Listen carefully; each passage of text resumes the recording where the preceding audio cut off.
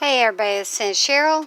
Alright, so here's our packets. We have our breakfast over here, our lunch, our dinner, our snack, and then this would go with our lunch, and these would go with our dinner.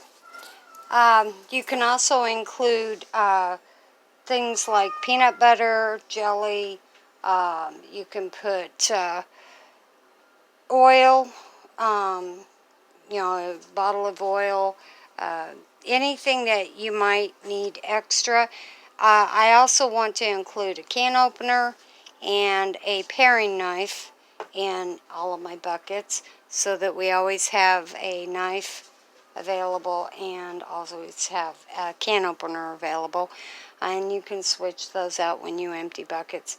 The thing about these is I've packed these really loose.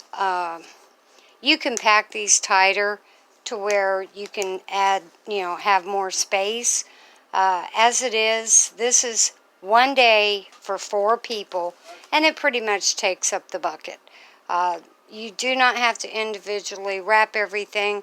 I would recommend putting an oxygen absorber into each of the bags to ensure that they seal good.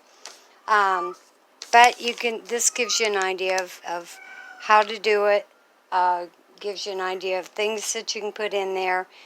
You can do a seasoning pack, or you can do a drinks pack, however you want to do it. You can switch it up. But this will give you an idea of what to do for different things, for like power outages, or if you're going camping, you just have to take 1 bucket of food, or for an overnighter, hiking trip, just about anything, but there's basically how you do it. This is basically your meals to prepare bucket kits. All right. Thank you all for watching. Talk to you soon. Bye.